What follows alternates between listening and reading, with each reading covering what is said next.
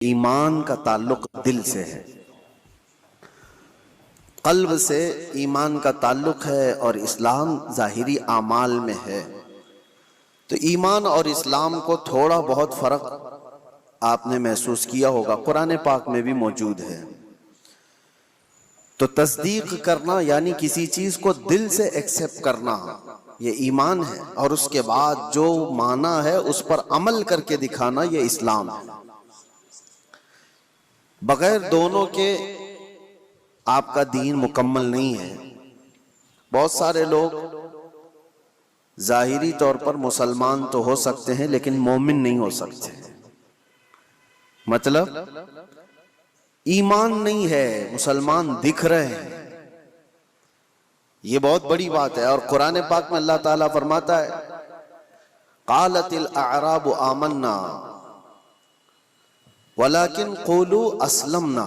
اللہ تعالیٰ فرماتا ہے اعرابی کچھ لوگ یہ کہتے ہیں کہ ہم ایمان لائے، اللہ فرماتا ہے نہیں، بلکہ یوں کہو ہم اسلام لائے۔ ایمان اور چیز ہے اور اسلام اور ہے، اور دونوں کی تکمیل کے بعد وہ اس کا دین مکمل ہے۔ اب میں آپ کو سب سے پہلی چیز بتاتا ہوں، تصدیق، دل کی تصدیق کیا ہے۔ اللہ کے نبی صلی اللہ تعالی علیہ وسلم نے فرمایا اللہ ایک ہے، اس کو مان لیا، یہ تصدیق ہے۔ رسول پاک صلی اللہ علیہ وسلم نے فرمایا کہ میں اللہ کا آخری رسول ہوں، مان لیا، یہ تصدیق ہے۔ اللہ کے نبی صلی اللہ تعالی علیہ وسلم نے فرمایا اتنے نبی مجھ سے پہلے آئے تھے، ان کے کام یہ تھے، ان کے معجزات یہ تھے، تم نے مان لیا، یہ کیا ہے؟ دل کی تصدیق ہے۔ اس کو کہتے ہیں دل سے ماننا۔ اور دل سے ماننے کے لیے ایک بات اور میں آپ کو بتا دوں کہ دماغ کی ضرورت نہیں ہے کہ جو چیز ہماری سمجھ میں آئے وہی ماننا ہے، اور جو چیز نہ سمجھ میں آئے وہ نہیں ماننا، ایسا نہیں۔ ایمان اس کو نہیں کہتے۔ یعنی اگر تم یہ سوچو کہ جو چیز میرے سامنے مجھے لاجیکلی نہیں لگتی میں اس کو ایکسپٹ نہیں کرتا، اگر اس طرح کی بات کہتے ہو تو تم دل سے ماننے والے ہو ہی نہیں، تم دماغ سے پڑھنے والے ہو۔ اور ایمان قلب سے تعلق رکھتا ہے۔ مثال کے طور پر اللہ کے نبی صلی اللہ تعالی علیہ وسلم نے ارشاد فرمایا رات کے ایک چھوٹے سے حصے میں مسجد حرم سے مسجد اقصی گیا، بیت المقدس گیا، اور اس کے بعد پھر آسمانوں کا سفر کیا، اور پھر لوٹ کر کے آیا۔ پل بھر میں زنجیر بھی ہلتی رہی، بستر بھی رہا گرم، تا عرش گئے پھر آئے محمد صلی اللہ علیہ وسلم۔ اب کوئی انسان یہ کہے یہ لاجیکلی نہیں سمجھ میں آتا، اتنے شارٹ ٹائم میں یہ سفر کیسے ہو سکتا ہے؟ تو تم دماغ کی یہاں پر سوچیں دوڑا رہے ہو، دماغ کے گھوڑے دوڑا رہے ہو۔ لیکن تصدیق کسے کہتے ہیں؟ آؤ میں آپ کو بتاؤ۔ حضور پاک صلی اللہ علیہ وسلم معراج کے سفر کے بعد مکہ والوں سے یہی واقعہ بیان کر رہے تھے کہ کل کی شب اللہ تعالیٰ نے مجھے معراج کا سفر عطا کیا، مسجد حرم لے گیا، مسجد حرم سے مسجد اقصی، وہاں پر امام ائمہ انبیاء اکرام علیہ السلام کی امامت کیا، اس کے بعد پھر ساتوں آسمانوں کا سفر، عرش، کرسی، لوح، قلم، جنت، دوزخ، یہاں تک کہ رب ذوالجلال کا دیدار، اور پھر واپس آیا۔ یہ مکہ والوں کو میرے آقا بیان کر رہے تھے۔ اس وقت جس کو جو سوال کرنا تھا انہوں نے سوال کیا کہ اگر آپ بیت المقدس گئے تھے تو بتائیے وہاں کے حالات کیسے ہیں، بیت المقدس کا دروازہ کیسا ہے، کھڑکیاں کیسی، محراب کیسے۔ نبی پاک صلی اللہ علیہ وسلم سب کی چیزیں بتا رہے تھے۔ تو ایک ہوا یہ سوالات کر کے علم کو بڑھانا، اور ایک ہے بغیر کچھ پوچھے کہنا ہاں آپ صحیح کہہ رہے ہیں۔ دو چیزیں ہیں۔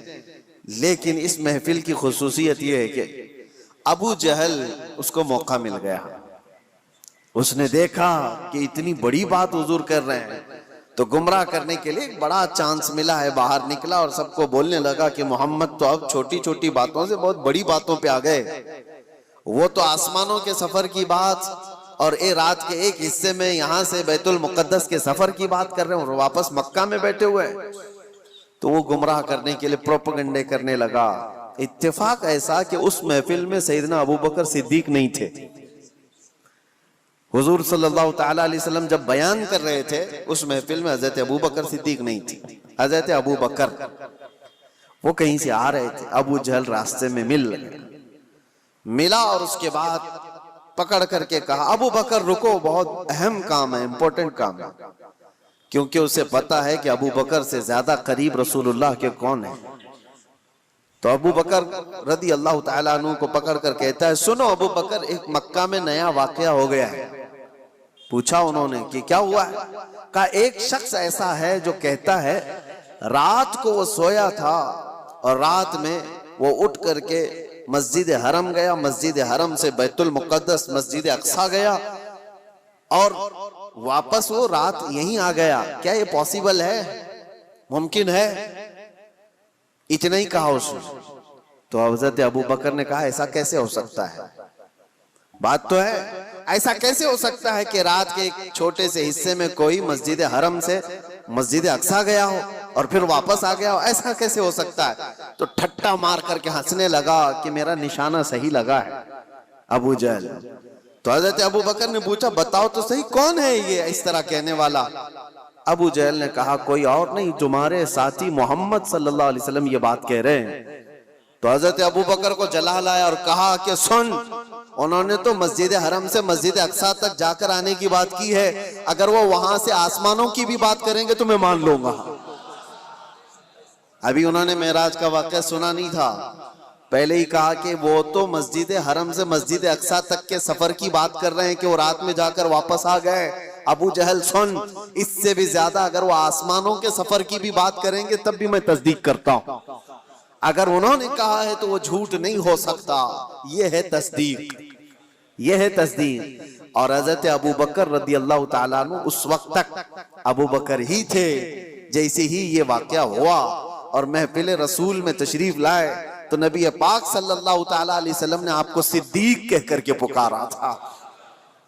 یہ تصدیق کرنے والا اور نبی پاک صلی اللہ تعالیٰ علیہ وسلم کی ہر بات کو من و عن ماننے والے حضرت ابو بکر صدیق. ایمان اس کو کہتے ہیں میرے عزیزو.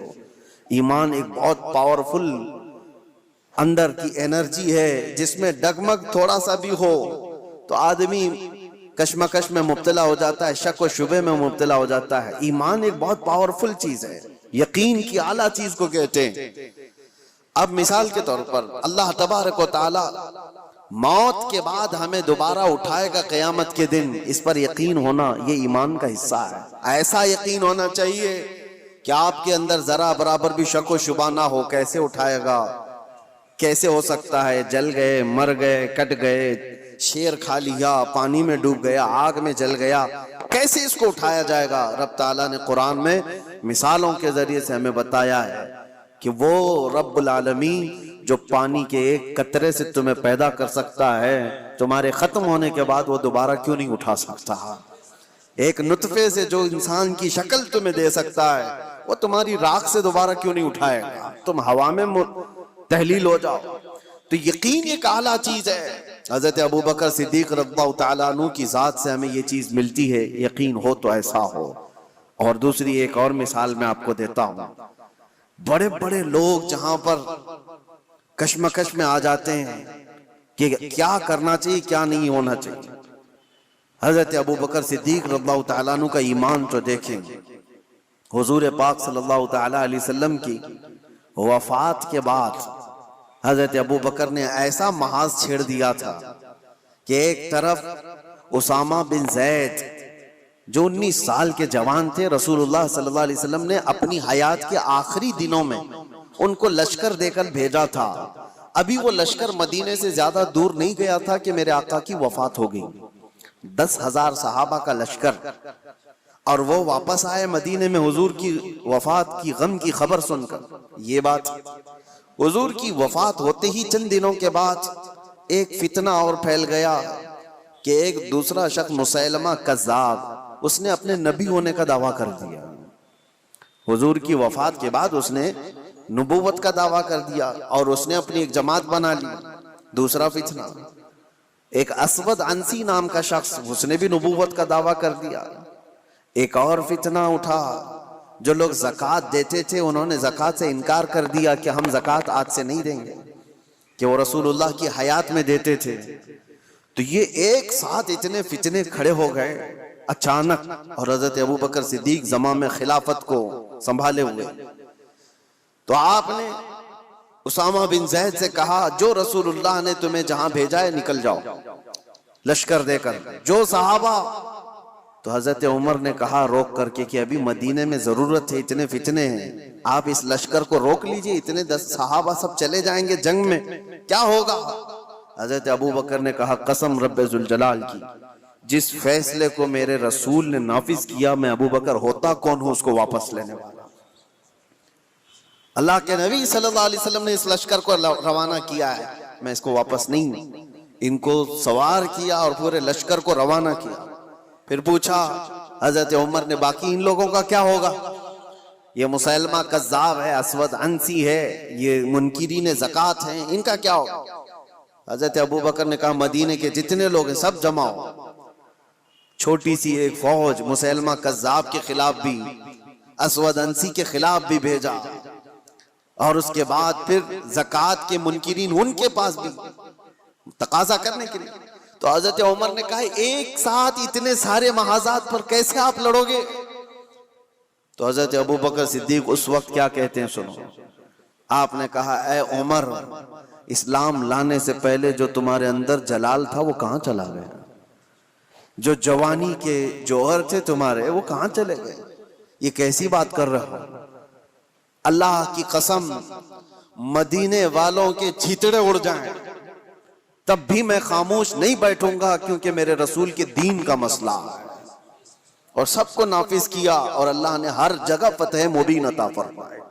جتنے محاذ ایمان ایسا قوی تھا کہ آپ کو اللہ کی ذات پر ایسا بھروسہ. ایک اور مثال میں آپ کو بتاتا ہوں. بہت ایسا وقت آ جاتا ہے ڈیسیجن لینا بہت مشکل ہو جاتا ہے زندگیوں میں، لیکن فرمان رسول جہاں نظر آئے اے مسلمانوں اپنی ساری چیزیں چھوڑ دو اس کے سامنے. میرے آقا نے فرمایا کئی مسئلے ہمارے پاس آتے ہیں، پراپرٹی کے جھگڑے، ابھی کچھ کل ہی کی بات ہے، ہم وراثت کے مسئلے لکھ کر کے دے رہے ہیں سامنے والے کو. تو ان کا جو ایکسپیکٹیشن تھا کہ ان بہنوں کو نہیں ملنا چاہیے، ان کو تو شادیوں میں دیا گیا تھا. ہم نے کہا اللہ کے نبی کی شریعت یہ ہے، قرآن میں اللہ نے یہ فرمایا. تو انہوں نے اس کو لپیٹ کے رکھ دیا اور کہا کورٹ سے دیکھ لیا جائے گا. میرے عزیزوں، کیا یہ ایمان ہے؟ تمہیں میں رسول اللہ کا فرمان بتا رہا ہوں، نبی نے یہ فرمایا ہے. ہونا تو یہ چاہیے کہ اپنی زندگی کی ہر شے فرمان رسول پر چھوڑ دو. صرف دولت اور جائیداد کے نام پر اس پر قابض ہونے کے لیے لوگ اپنی شریعت سے بھی دور ہو جاتے ہیں. حضور کے فرمان کو پیٹ پیچھے ڈال دیا، قرآن کے حکم کو سنا سنا کر کے بھی ہم ان کو بتائیں تب بھی چھوڑ دیا. آخرت کا خوف جسے نہیں ہے وہ تو یہاں ہر حلال و حرام کھا جائے. ایک بات یاد رکھو، ایک بالشت زمین اگر کسی کی قبضہ کیا ہے، حضور صلی اللہ علیہ وسلم فرماتے ہیں 7 زمینوں کا طوق بنا کر قیامت کے دن اس کے گلے میں ڈالا جائے گا. وہ اٹھ نہیں پا رہا ہوگا اس دن. 50,000 سال کے برابر کا ایک دن قیامت کا، اس دن کے عذاب سے ڈرو. میں کہنا یہ چاہتا ہوں کہ جب تمہارے سامنے رسول اللہ کی حدیث آ جائے کہ میرے آقا نے یہ فرمایا، اپنی خواہشات چھوڑ دو، اپنی جو بھی ایکسپیکٹیشن ہے اس کو ختم کر دو. نہیں، میرے آقا نے فرمایا، ختم ہے بات. ایمان اسی کو کہتے ہیں. میں بتا رہا تھا سیدنا ابوبکر صدیق کے بارے میں. حدیبیہ کا موقع ہے، نبی پاک صلی اللہ علیہ وسلم 1400 صحابہ کو لے کر مدینے سے نکلے مکہ عمرہ کرنے کے لیے. لیکن حالات ایسے تھے کہ مکہ والے عمرہ کرنے نہیں دے رہے تھے. روک دیا 35 کلومیٹر دور، مکہ سے دور، کہ آپ لوگ عمرہ نہیں کر سکتے. اور جنگ کرنے پر تلے ہوئے تھے مکہ والے. اس وقت تھوڑا طاقت میں تھے. نبی پاک صلی اللہ تعالی علیہ وسلم نے دیکھا کہ ہم احرام کی حالت میں آئے ہوئے ہیں عمرہ کرنے کے لیے، لیکن یہ جنگ کرنا چاہتے ہیں، اور حضور جنگ نہیں کرنا چاہتے تھے. تو مکہ والوں کے سامنے آپ نے صلح کی تدبیر رکھی کہ ہم آپس میں سمجھوتا کر لیتے، صلح کر لیتے. تو مکہ والے اس پر تیار ہوئے، صلح ہوئی دونوں کے درمیان. سنیے، بظاہر ایسا لگتا تھا کہ حضور صلی اللہ تعالی علیہ وسلم مسلمانوں کی جانب سے دب کر کے صلح کی گئی ہے، ظاہراً ایسا لگتا تھا، کیونکہ مکہ والے اپنی ساری شرطیں رکھے ہوئے تھے اس میں کہ اگر ہمارا کوئی آدمی مدینے چلا گیا بھاگ کر تو آپ کو اسے واپس کرنا پڑے گا، اور اگر آپ کا کوئی آدمی ہمارے پاس آیا تو ہم واپس نہیں کریں گے۔ یہ زبردستی کی چیزیں بہت اس طرح کی، ایک میں مثال دے رہا ہوں، انہوں نے سب اپنی حمایت میں ایگریمنٹ کے جو کلاوز ہیں وہ سب لکھوائے اور رسول پاک صلی اللہ تعالی علیہ وسلم کو دستخط کرنے کے لیے کہا۔ آپ کو میں بتا رہا ہوں کہ اس وقت نبی پاک صلی اللہ تعالی علیہ وسلم دستخط کر رہے تھے تو صحابہ کرام کے دلوں میں بات کیا تھی؟ سب یہ دیکھ رہے تھے کہ یہ مکہ والے کیسے ہم کو جھکا رہے ہیں، ہم تو جنگ بھی کر سکتے ہیں، جب ہم 313 تھے تب نہیں ڈرے، آج 1400 کی تعداد میں 313 نکلے تھے بدر میں، اور یہ 6 ہجری کے بعد کی بات ہے۔ جنگ بدر تو 2 ہجری میں ہو گئی تھی، 4 سال کا جنگوں کا انوبھو بھی تھا، تجربہ بھی تھا۔ صحابہ کہتے ہیں نہیں ہم لڑ لیں گے ان سے اور مکہ میں جا کر عمرہ کریں گے، کون روک سکتا ہے؟ لیکن حضور فرما رہے تھے نہیں، صلح کرنا ہے۔ صحابہ میں یہ بات پھیلی کہ جنگ کرنا ہے، جنگ کرنا ہے، لیکن کوئی بھی حضور کی بارگاہ میں بولنے کی ہمت کیسے کرے؟ اللہ کے نبی تو یہ جو عقد ہے، یہ ایگریمنٹ ہے، اس پر سائن بھی کر رہے ہیں۔ تو اس کے بعد اب جو بات مجھے عرض کرنی ہے اس حدیبیہ کے موقع پر وہ میں بتاتا ہوں۔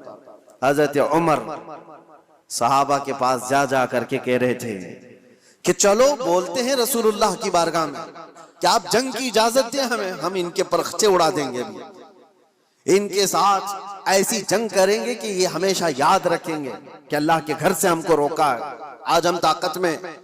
حضرت عمر کے اس بات پر صحابہ جمع بھی ہو رہے تھے۔ پھر آخر میں حضرت عمر کہاں آئے؟ حضرت ابو بکر کے پاس۔ حضرت ابو بکر بھی خاموش بیٹھے ہوئے تھے کہ رسول اللہ نے فیصلہ لے لیا ہے تو اب کیا ہے؟ صحابہ نافرمانی نہیں کر رہے تھے بلکہ وہ انتظار کر رہے تھے شاید وہی آ جائے گی اور حکم بدل جائے گا، اللہ کی طرف سے کوئی حکم آ جائے کہ جنگ کرو، ہم کریں گے، اس انتظار میں صحابہ تھے۔ پھر حضرت عمر جاتے ہیں کہاں پر؟ حضرت ابو بکر کے پاس۔ حضرت ابو بکر سے کہتے ہیں ابو بکر نہیں دیکھ رہے تم حالات کیسے ہو گئے؟ مکہ والے ہم پر حاوی ہوتے جا رہے ہیں، غلبہ پا چکے ہیں اور ہمیں جھکا کر کے صلح کرا رہے ہیں، اور رسول اللہ صلی اللہ علیہ وسلم ایسے وقت ان کے ساتھ صلح کی دستخط کر رہے ہیں۔ ابو بکر چلو آپ کی بات رسول اللہ ٹالتے نہیں۔ تو یہ بولے جا رہے تھے، حضرت ابو بکر سنتے رہے۔ اس کے بعد جانتے ہو حضرت ابو بکر پلٹتے ہیں اور اتنے جلال کے ساتھ حضرت عمر کے کندھوں کو پکڑ کر جھجھوڑ دیا اور کہا الزم غرضک یا عمر، اے عمر ہوش میں رہ کر کے بات کرو، تم کس کے لیے بات کر رہے ہو؟ وہ اللہ کے رسول ہیں، انہوں نے جو فیصلہ لے لیا، دنیا ٹل جائے ابو بکر اس کے خلاف نہیں جا سکتا۔ سارے صحابہ کے دلوں میں بات یہ تھی کہ جنگ کی اجازت مل جائے، جنگ کی اجازت۔ حضرت ابو بکر کا جلال یہ تھا کہ عمر جو رسول اللہ فیصلہ لے رہے ہیں وہ اللہ کے نبی ہیں، آگے کا دیکھ کر کے فیصلہ لے رہے ہیں، اس کے خلاف نہیں جا سکتے۔ حضرت عمر کہتے ہیں اس وقت میں جوش میں یہ سب چیزیں کر رہا تھا، لیکن ابو بکر کی شکل دیکھ کر کے پھر مجھے اندازہ ہو گیا ایمان کسے کہتے ہیں، ایمان کسے کہتے ہیں۔ نبی پاک صلی اللہ تعالی علیہ وسلم نے جو فرما دیا اس کے بعد پھر ٹس سے مس نہ ہونا، یہ ایمان کی علامت ہے۔ حضرت عمر توبہ کر گئے، پیچھے ہٹ گئے۔ ایسا نہیں ہے کہ جا کر کے پھر صحابہ کو انہوں نے جمع کیا اور حضرت ابو بکر کی بھی بات ٹال دی، نہیں، انہیں احساس ہوا کہ حضرت ابو بکر نے اس دن جو فیصلہ لیا ہے وہ رسول اللہ کی بات پر لیا، اور پھر دیکھا بھی سارے صحابہ نے، صلح تو ہوئی تھی، 1 سال یہ ایگریمنٹ مکہ والے چلا نہیں سکے۔ دوسرے سال میرے آقا صلی اللہ تعالی علیہ وسلم 10,000 صحابہ کو لے کر مکہ تشریف لائے تھے، اور بغیر جنگ و جدال اور قتل و قتال کے مکہ فتح ہو چکا تھا، اور اس دن جو مکہ فتح ہوا آج تک اس کی روشنی اور اس کی برکتیں مکہ میں موجود ہیں۔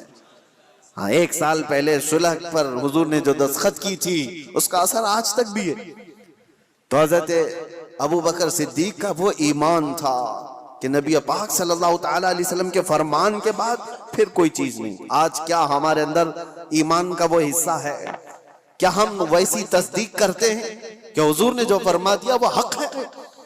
لوگ آج سائنس سے کمپیئر کر کے دیکھنا چاہتے ہیں. ہاں سائنس آ گیا ہے تو ابھی ایک نئی چیز یہ بھی چل پڑی ہے نا کہ ہر چیز کو سائنس سے دیکھا جائے. سائنس یہ کہہ رہا ہے تو میرے نبی نے 1400 سال پہلے کیا. ارے ہمارے نبی کے فرمان کو صحیح کرنے کے لیے سائنس جیسی 1000 چیزیں آئیں، اس کی کوئی حاجت نہیں. سائنس کی تھیوریاں ہر نئے سال میں بدلتی رہتی ہیں. ڈاروین نے پہلے کیا کہا تھا؟ انسان بندروں کی اولاد ہے، بندروں سے یہ ارتقاء یعنی ڈیولپ ہوتے ہوتے پھر انسان بن گیا. اس کے بعد اس نظریے کو، اس فارمولے کو رد کر دیا گیا 100 سال بعد. اس کے بعد پھر کئی سائنٹسٹ ایسے آئے جنہوں نے ایک تھیوری پیش کی، اس کو بعد میں چل کر کے ختم کر دیا گیا. اس کے خلاف دوسرے سائنسدان کی تھیوری قبول کر لی گئی. یہ تو سائنس میں چلتا رہے گا. میرے نبی پاک صلی اللہ تعالی علیہ وسلم کے فرمان کو اگر بظاہر آج سائنس ایکسپٹ نہیں کرتا تو میرا تو یقین ہے کہ کل کو جب یہ اور ترقی کرے گا اسے سمجھ میں آ جائے گی میرے نبی کا فرمان یہ حق تھا. ابھی کل ہی کچھ پرسوں کی بات ہے، کچھ نوجوان پڑھے لکھے وہ کہہ رہے تھے کہ زمین ساکن ہے یا حرکت کر رہی ہے، روٹیشن میں ہے. سائنس تو یہی کہتا ہے کہ زمین روٹیشن میں ہے، خود اپنے اطراف گھومتی ہے تو 24 گھنٹے ہوتے ہیں، اور سورج کے اطراف پورا چکر لگاتی ہے تو 365 دن ہو جاتے ہیں. یہ سائنس کی ایک تھیوری ہے، ارتھ روٹیشن. اس نظریے کو ابھی تک تو سائنس لے کر کے چل رہا ہے. اور نوجوانوں نے ہم سے کہا تھا کہ قرآن میں اور حدیث میں کیا ہے اس کے سلسلے میں. اعلیٰ حضرت امام اہل سنت فاضل بریلوی رحمۃ اللہ تعالی علیہ نے اس کے خلاف میں لکھا ہے، اور کتاب ہے پوری، الفوز المبین در رد حرکت زمین. زمین حرکت نہیں کر رہی ہے، زمین اپنی جگہ پر ہے. سورج نکلتا ہے اور ڈوبتا ہے. قرآن میں اللہ نے فرمایا کہ سورج مشرق سے نکلتا ہے مغرب میں ڈوبتا ہے. تو یہ تو بات ہوئی. میں اس کی تحقیق میں آپ سے بات نہیں کر رہا کہ یہ میرا موضوع نہیں ہے کہ سورج کہاں سے نکلتا ہے، کب نکلتا ہے، سال میں کتنی جگہوں سے نکلتا ہے اور کہاں ڈوبتا ہے، اور سائنس اس کو کیا کہتا ہے، اور ارتھ روٹیشن کے بارے میں تفصیلات آپ اس علم کے ماہرین سے معلوم کریں. لیکن میں یہ کہتا ہوں نوجوانوں سے، جب تمہارے پاس ایسی 2 چیزیں آئیں، یہ تو ایک مثال کے لیے کہہ رہا ہوں، تم سامنے دیکھ رہے ہو کہ سائنس کی تھیوری یہ ہے، انہوں نے یہ چیز پیش کی ہے، اور ایک طرف فرمان مصطفیٰ ہے، نبی کونین صلی اللہ تعالی علیہ وسلم ہے. تو اے نوجوانوں بتاؤ ایمان کسے کہتے ہیں؟ حضور پاک کی بات کو آنکھ بند کر تسلیم کر لینا، یہ اس یقین کا نام ایمان ہے. یہ ایمان ہے. آپ کو پتا ہے یہ ترقیاں تو بہت بعد میں ہوتی آئیں، تو صحابہ کیسے ایمان لائے؟ قرآن میں ایک آیت ہے، اللہ تعالیٰ فرماتا ہے اذا اخرج یدہ لم یکد یراہ. یہ 18ویں پارے سورہ نور کی آیت ہے، ظلمات بعضها فوق بعض. یعنی ایک علاقہ، ایک جگہ ایسی ہے، اندھیریوں پہ اندھیریاں، اندھیریوں پہ اندھیریاں، سورج کی ایک کرن بھی وہاں پر نہیں ہوتی. اگر کوئی آدمی ہاتھ بھی نکالے تو وہ ہاتھ بھی نہیں دیکھ سکتا.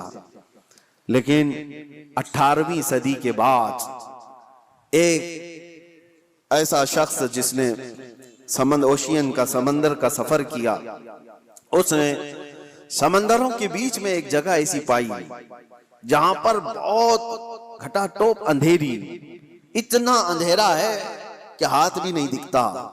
اس نے اپنے سفر کے بعد آ کر یہ واقعہ بیان کیا، میں نے دنیا میں ایک ایسی جگہ دیکھی جہاں مکمل طور پر اندھیرا ہے، ایسا اندھیرا کہ وہاں کوئی شے کی اجالا بالکل بھی نہیں ہے. تو اس کو کسی عالم نے کہا یہ تو قرآن میں اللہ کے نبی صلی اللہ تعالی علیہ وسلم نے جو آیت پڑھی ہے، اللہ کا حکم بیان کیا ہے، یہ موجود ہے. اب سنیے، اس سائنٹسٹ نے پوچھا اچھا یہ تو 18ویں صدی کی ترقیاتی زمانے میں نے یہ انکشاف کیا ہے، ایکسپلور کیا ہے، یہ بات پہلے سے کیسے آ سکتی ہے؟ اس نے پوچھا ہو سکتا ہے محمد صلی اللہ تعالی علیہ وسلم سمندروں کا زیادہ سفر کرتے ہوں گے، کبھی اس سفر کے دوران انہوں نے بھی دیکھ لیا ہوگا آج سے 1400 سال پہلے، اور انہوں نے بیان کر دیا ہوگا قرآن میں. تو حیرت کی بات ہے میرے عزیزوں، مفسرین نے اس سے بتایا کہ تعجب کی بات یہ ہے میرے عزیز، میرے نبی صلی اللہ تعالیٰ علیہ وسلم کی عمر مبارک 63 سال کی تھی ظاہری، اور پورے 63 سال کی ظاہری عمر میں ایک بار بھی حضور سمندر کے پاس نہیں گئے. سفر تو دور کی بات ہے، سمندر پر نہیں گئے حضور، اور سمندروں کے بیچوں بیچ موجود چیز کی خبر دے رہے ہیں.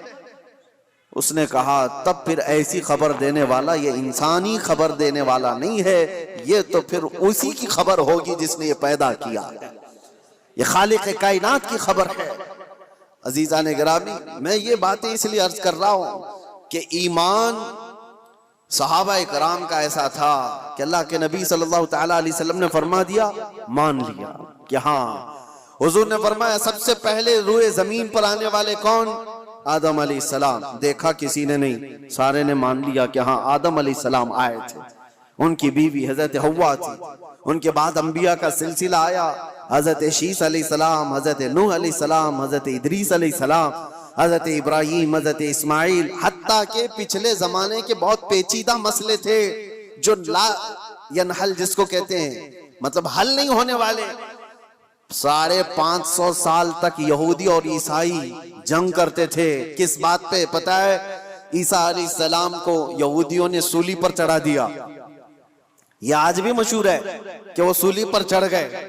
سنیے عیسیٰ علیہ السلام کے متعلق، عیسیٰ علیہ السلام کو قتل کرنے کا ناپاک ارادہ بنا کر یہودیوں نے ایک ٹیم تیار کی، اور جس دن وہ اپنے گھر پر موجود تھے اس وقت سارے لوگوں نے گھر کا گھیراؤ کیا اور ایک شخص کو اندر بھیجا کہ جا کے دیکھ کر کیا ہو عیسیٰ ابن مریم ہے یا نہیں.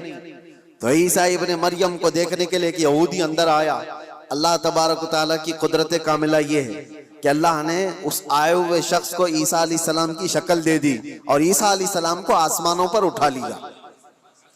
آسمانوں پر اٹھا لیا اور وہ شخص گھر کے اندر تھا. کافی دیر تک وہ باہر نہیں آیا. تو یہودیوں نے دیکھا کہ کہاں چلا گیا ہے، ابھی تک جو معائنہ کرنے گیا تھا آیا نہیں. تو لوگوں نے سوچا کہ کچھ گڑبڑ نہ ہو جائے، تو سب گھس گئے اندر گھر میں اور دیکھا کہ بیٹھے ہوئے ہیں عیسیٰ ابن مریم. اٹھایا، پکڑ کر کے لے آئے باہر. عیسیٰ ابن مریم نہیں تھے، ان کا ہی شخص تھا جس کو اللہ نے وہ شکل دے دی تھی. اس کو لا کر کے پھانسی پر چڑھا دیا، سولی پر چڑھا دیا. دیکھا نہیں، کچھ نہیں. اس کے بعد پھر فکر میں مبتلا ہو گئے، ہمارا آدمی کہاں گیا ہے جو اندر دیکھنے گیا تھا. تو اصل بات یہ تھی کہ اس کے دھڑ کا نچلا حصہ اس کا اصلی والا ہی حصہ نظر آ رہا تھا جو شخص اندر گیا تھا. تو کچھ یہودیوں نے کہا یہ تو ہمارا ہی آدمی ہے. تو لوگوں نے پھر اختلاف یہ کیا کہ اگر یہ ہمارا آدمی ہے تو عیسیٰ ابن مریم کہاں گئے، وہ کہاں چلے گئے. تو بعض نے کہا یہ دیکھو اوپر کی شکل تو عیسیٰ ابن مریم کی دکھتی ہے. اس شک کی زندگی میں ان کے 550 سال گزر گئے. 550 سال یہودی یہ کہتے تھے، عیسائی یہ کہتے تھے، یہودی یہ کہتے تھے، عیسائی یہ کہتے تھے. ان اختلافات کو ختم کرنے کے لیے اگر کوئی ذات آئی تو محمد الرسول اللہ کی. میرے آقا صلی اللہ تعالیٰ علیہ وسلم جب تشریف لائے تو پھر آپ نے کیا فرمایا؟ قرآن کی آیت اتری، وَمَا قَتَلُوهُ وَمَا صَلَبُوهُ وَلَكِنْ شُبِّهَ لَهُمْ. اللہ نے فرمایا نہ انہوں نے عیسیٰ ابن مریم کو قتل کیا ہے نہ سولی پر چڑھایا، بلکہ اللہ تعالیٰ نے ان کی شباہت، ان کی شکل دوسرے کو دے دی تھی. اور اللہ نے وَلَكِنْ رَفَعَهُ اللَّهُ إِلَيْهِ، اللہ نے عیسیٰ ابن مریم کو آسمانوں پر اٹھا لیا ہے. یہ عقدہ حل کسی نے کیا ہے تو میرے مصطفیٰ نے. دنیا بھر کے عیسائیوں کو بھی احسان ماننا چاہیے قرآن کا جو ایسی گتھی ہے، کیونکہ عیسیٰ علیہ السلام کے بعد پھر کوئی نبی آیا نہیں جو بتا سکے. کون بتائے گا کہ کیا ہوا تھا کیا نہیں؟ تو حضرت عیسیٰ علیہ السلام کے اس مسئلے کو رسول اللہ نے بیان فرمایا اور سارے صحابہ نے اس پر کبھی چوں چرا کیا، سب نے من وان تسلیم کیا. بہت سارے عیسائیت سے ایمان لائے ہوئے بھی، یہودیت سے ایمان لائے ہوئے بھی صحابہ موجود ہیں. سبوں نے میرے آقا کی بات پر، فرمان پر یقین کر لیا. آج اس بات کی ضرورت ہے. اب میں تصدیق کے بعد جو دوسرا سٹیپ آتا ہے اس سے میں کہتا ہوں یہ بھی ضروری نہیں کہ آپ نے مان لیا کہ میرے نبی حق پر ہیں، میرے نبی کا ہر فرمان حق ہے، اللہ کے رسول جو فرما دیں وہ 100% ساری چیزیں سچ ہیں. مان لینے کا مطلب بھی نہیں ہے ایمان تو مان لینے کا مطلب ہو گیا، لیکن اس کے بعد اسلام کا سٹیپ بھی تو ہے۔ مان تو لیا، اب کر کے بھی تو دکھاؤ۔ مانا ہے تم نے دل سے، اور اس کے بعد اب عمل کر کے دکھاؤ۔ یہ دو حصے ہیں، ایمان ہے اور اسلام ہے۔ ہو سکتا ہے میں آپ کو بلیم نہیں کرتا کہ آپ مومن نہیں ہیں، ہو سکتا ہے ایمان والے ہیں، سب کے دلوں میں یقین 100% موجود ہے، اور اگر وہ یقین ہے تو پھر ظاہر کیوں نہیں ہے، دکھتا کیوں نہیں ہے؟ کچھ وہ ہیں جن کا اسلام دکھتا بہت ہے، کوئی نماز چھوڑتے نہیں، کوئی نماز ان کی نہیں چھوٹتی ہے، تہجد بھی پڑھتے ہیں، سب کچھ کرتے ہیں، دکھ تو بہت رہا ہے، لیکن دل کی بات اگر دیکھی جائے تو حضور کی محبت ہی نہیں ہے۔ تو یہاں ایمان ہی نہیں، اسلام دکھ رہا ہے۔ اور کچھ وہ ہیں جن کا ایمان تو ہے دل کے اندر، میرے نبی کی محبت بھی ہے، لیکن عمل نہیں دکھتا، اسلام پر نہیں آتے۔ جب یہ دونوں چیزیں کمپلیٹ ہو جائیں تو تمہارا دین مکمل ہے، ورنہ میرے عزیزوں اسی میں رہ جائیں گے۔ اب میں ایمان آنے کے بعد جو سٹیپ ہے، نوجوانوں اس کی ذمہ داری آج کے دور میں ہے تمہارے ساتھ۔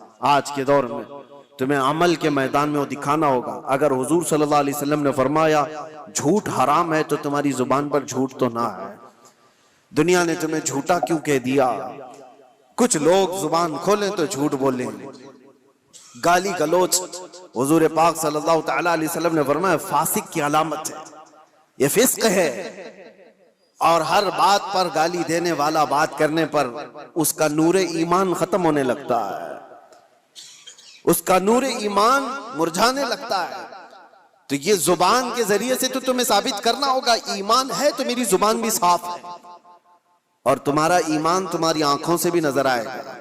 جب چلو تو تمہاری آنکھیں اگر نیچی ہیں، تم بے حیائی کو نہیں دیکھتے، تم انجان عورتوں کی عزتوں کو تار تار نہیں کرتے، تو تمہارا ایمان تمہیں عمل کرا رہا ہے، تمہارا ایمان تمہیں عمل بھی کرا رہا ہے۔ اسی لیے اقبال کی اس بات پر میں گفتگو ختم کرتا ہوں۔ اقبال نے کیا کہا، بہت اچھی بات ہے۔ خرد نے کہہ دیا لا الہ تو کیا حاصل۔ خرد کس کو کہتے ہیں؟ دماغ کو، یا دل کی بات سمجھ لیں۔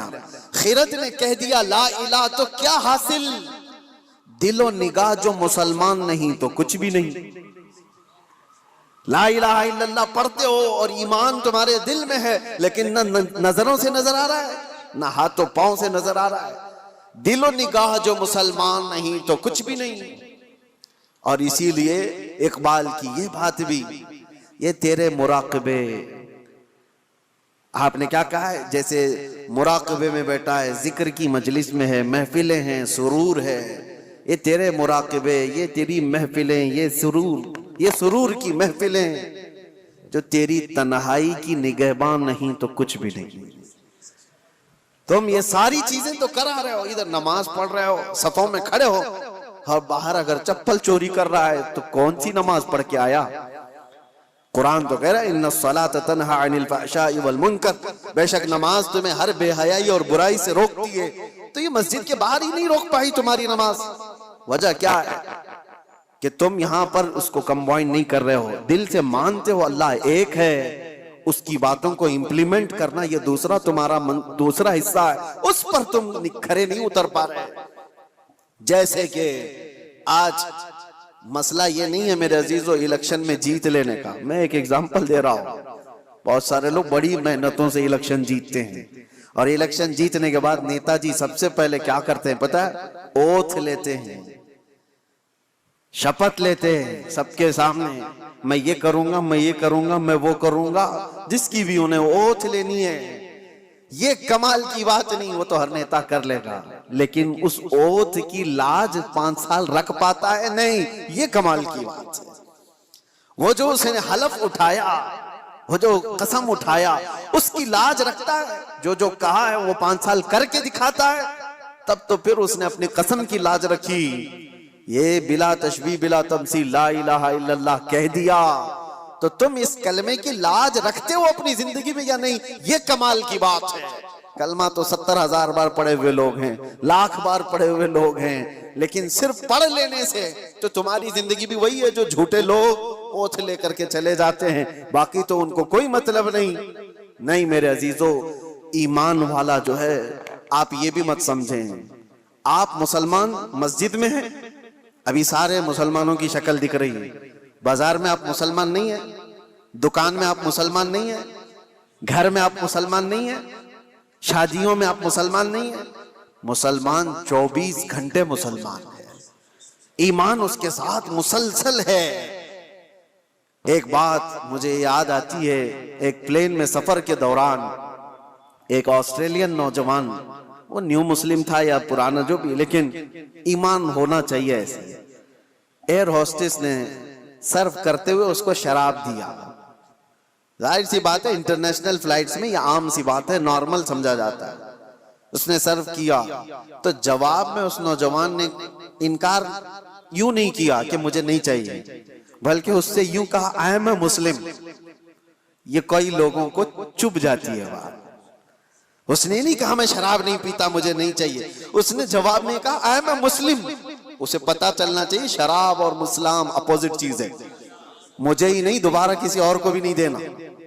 اس نے کہا، اب اس ایئر ہوسٹس نے تڑ کے کہنا شروع کیا کہ یہ کیا بات ہوئی، تم مسلمان ہو، نہیں پینا ہے نہیں پیو، تم یہ کہتے ہو مسلمان ہے، ارے اس میں ہوتا کیا ہے، 8-9 گھنٹے کی فلائٹ ہے، ریلیکس کر سکتا ہے آدمی، دوسرے بھی تو ہے اس فلائٹ میں بیٹھے ہوئے وہ تو پی رہے ہیں، تم نے یہ جواب کیوں دیا؟ اس نے بے تکلفی میں بات کرتے ہوئے ایئر ہوسٹس نے کہا، حالانکہ اس کو آرگیو کرنے کا حق نہیں تھا، ایسی ہی اس نے بات کی۔ تو سنو میرے عزیزو، اس نوجوان نے کہا ٹھیک ہے تم کہتی ہو یہ مجھے پینا چاہیے تو تم پہلے پائلٹ کو پلاؤ، پائلٹ کو پلا کر کے آؤ۔ تو اس نے کہا پیتا ہوگا جب لینڈ ہو جائے گی، جب وہ اپنے اسٹیشن پر ہوگا، ابھی تو وہ ڈیوٹی پہ ہے، آن ڈیوٹی ڈرنک الاؤڈ نہیں ہے۔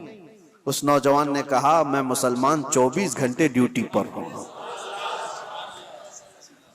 میں اپنی لائف کے ہر حصے میں میرے مصطفیٰ کریم صلی اللہ علیہ وسلم کا وفادار ہوں۔ یہی بات تو ہے کہ حضرت عبداللہ بن حذافہ ایک صحابی ہیں، ان سے ایک رومی بادشاہ نے کہا تھا ایسا نوجوان مجھے چاہیے، اتنا ٹرین، اتنا یقین والا، اتنا پاورفل۔ بادشاہ، رومی بادشاہ نے حضرت عبداللہ بن حذافہ سے یہ کہا تو آجا میرے پاس، تجھے میں وزیر بنا لوں گا، اور اگر نہیں تو آدھی سلطنت دے دوں گا، تو آجا میرے پاس، ایسا مجھے ایک نوجوان چاہیے۔ عبداللہ بن حذافہ نے کیا کہا تھا جانتے ہو؟ کہا بادشاہ سن، تو آدھی سلطنت نہیں، تیری پوری سلطنت، اس کے بعد اور ایک سلطنت، اس کے بعد اور ایک سلطنت پوری مجھے دے دے، پلک جھپکنے کے برابر بھی میں میرے نبی سے بے وفائی نہیں کر سکتا، ان کے فرمان کے خلاف نہیں جا سکتا، دین چھوڑنا تو دور کی بات، ان سے ایک پلک